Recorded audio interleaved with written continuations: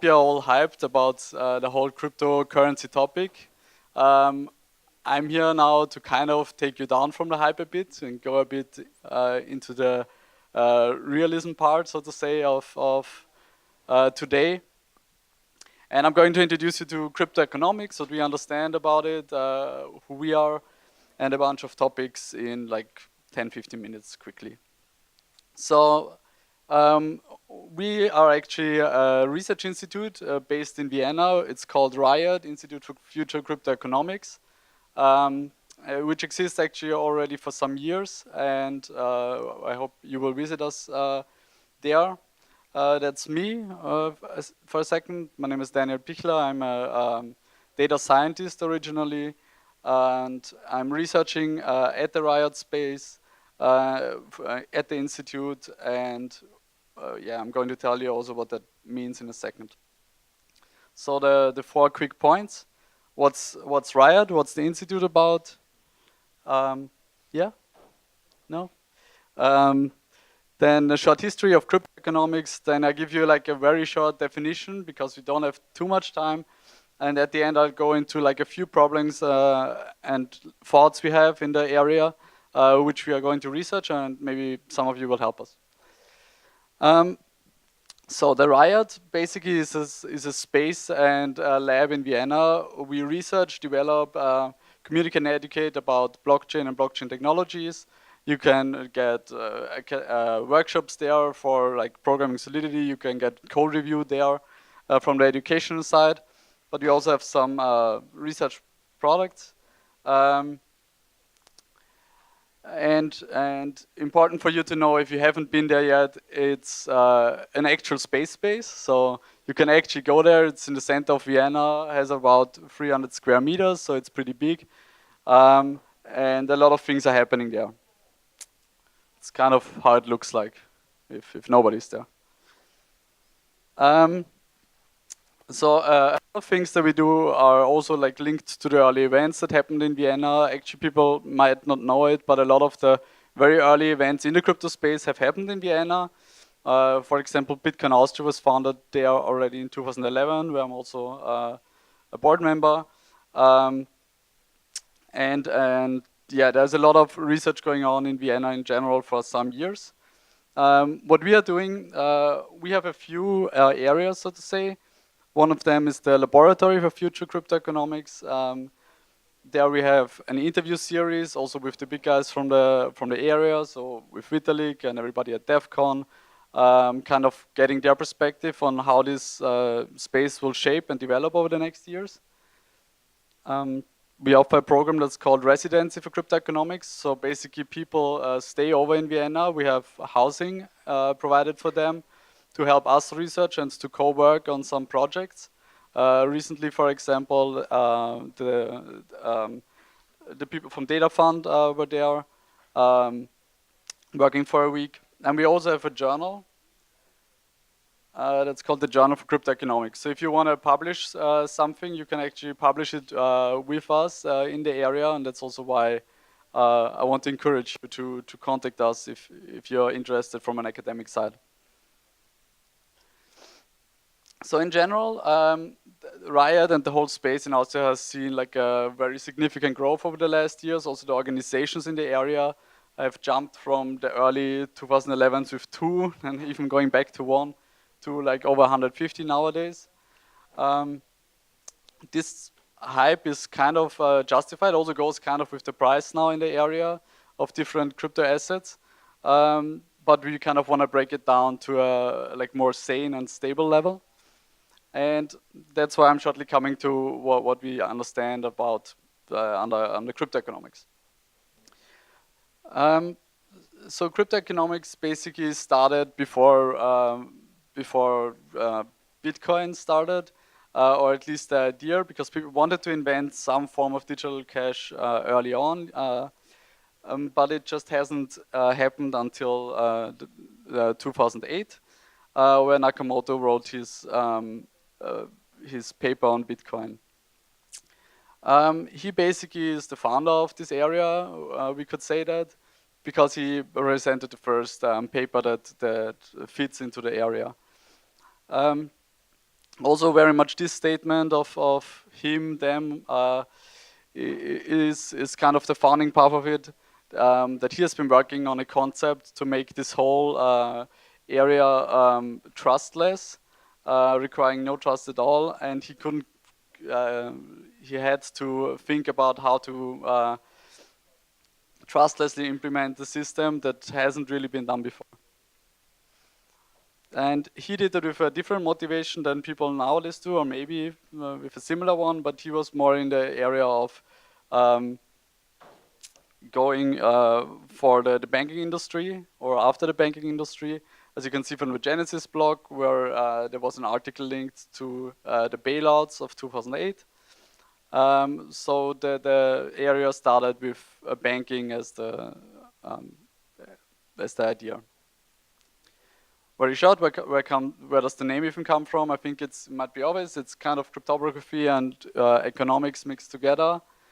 And it combines multiple areas. That's just a few of them. It's basically in the cryptography area, together with computer networks and game theory.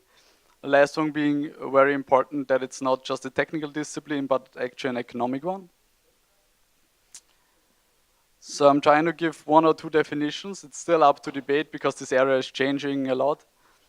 One of them would be that cryptoeconomics focuses on the design and characterization of protocols to govern the production, distribution, and consumption of goods and services in a decentralized economy. It's kind of a bigger quote. Some people see it a bit smaller, more in it's a study of economic interaction and adversarial environment. Basically economics that goes against each other if the times gets tough. But they all kind of have the same aim, all those systems, to produce an equilibrium somehow. So it's all kind of based on math, and it's also kind of based on the idea that there should be a function that will be optimized by one of those systems. As you might know, for example, one of those ideas is, of course, the 51% attack, basically stating that you can only attack a system if you get more than 51% of the hashing power. This might come to fruition in the future. If we think, for example, about the Bitcoin hard fork that happened last year between Bitcoin and Bitcoin Cash. We, for example, we believe, or some of us believe, that one of them can survive. So it will be like an economic fight to death if one of those systems gets big, because you could basically attack the other system with a 51% attack if that makes economic sense to you.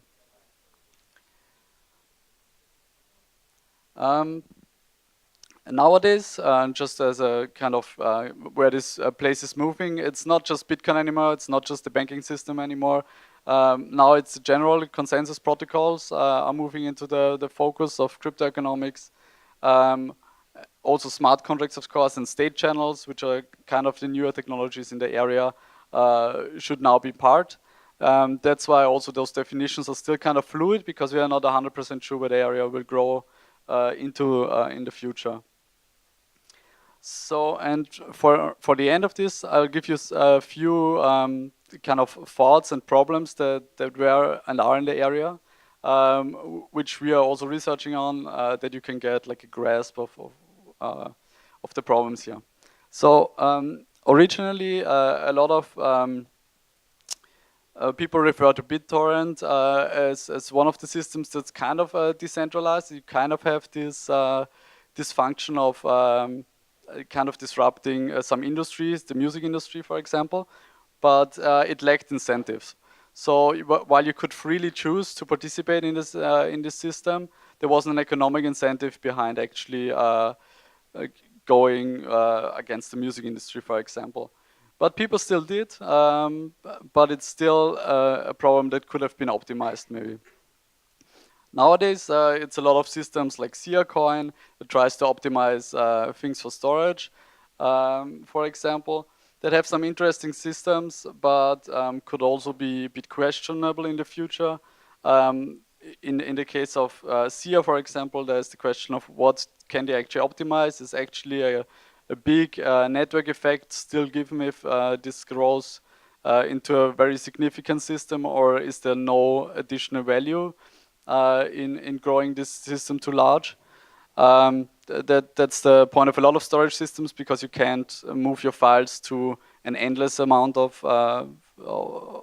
storage of other computers. So it's the question if it even helps you if SIA grows into a huge network. That's one problem. Also, another one would be like Augur. They are kind of incentivizing the creation of the truth, or of the truth in the real world. They made a prediction market, or they are still building a prediction market. The other question will be, for example, is Augur sustainable, or will people just sell reputation if there's nothing to report on? I'm not sure if you have looked into Augur, but it's one of the questions they will probably ask themselves once this launches. So a lot of those things are, will people actually hold on to like tokens in the area, or will they sell early? Also, like if we are coming to the Austrian scene a bit, like there are a bunch of tokenized companies. One of them is Conda, for example. For them, it's also the question, not only like from the technical standpoint, so how is it possible to decentralize the ecosystem? There's another question of like, can a startup that's already there even go there without creating a kind of just plain security? So is like with the internet, are established companies ready to decentralize their own business models, or is that very hard? Yeah, so some of them I've already mentioned. One further thing would be, for example, the Golem network. That's a very, very interesting idea. It could kind of be seen as optimizing the idea of processing power versus their own token as a counter argument. If though, especially in Golem, we are very curious on the long run if this will not burn some people. I hope I don't offend anybody like from Golem if somebody's here. Because you can basically instantly swap in and out of those tokens if you actually need them. So the question will remain, is this economic system that they are building or trying to build valuable without, in the long term, just being Bitcoin or like Ethereum directly being used instead of their own token? Daniel's 5 minutes. Yeah, I'm actually nearly done. Also, the last point, I think a lot of like ICO startups are asking themselves that, can you actually bind the token's growth to a company's business model without it being a security? So if you have like an exclusive token for your ICO company and you claim it to be an utility token, does that actually work in the long run? So there's a lot of questions that are hard to answer like on the spot. And have to be tracked over probably months and years that we can actually answer them. But that's kind of part of the area. But it's also very interesting. It's not like economics in itself, which sometimes takes years and years to verify that something is working or not. Here we have a faster growing and changing area. We are basically living at a time where design and experimental economic systems are possible to do, and ultimately we'll have them adopted and tested in the real world. So Golem, for example, will either succeed or fail like way faster than an economic system of a new or of a nation state could, which is also very interesting for like increasing the speed of getting to know the area. Yeah, and I referenced one article that was published in 2014. Yeah, I didn't present any products today. Still, if you want to ask technical questions, I'm also open for it. Ask away. Thanks.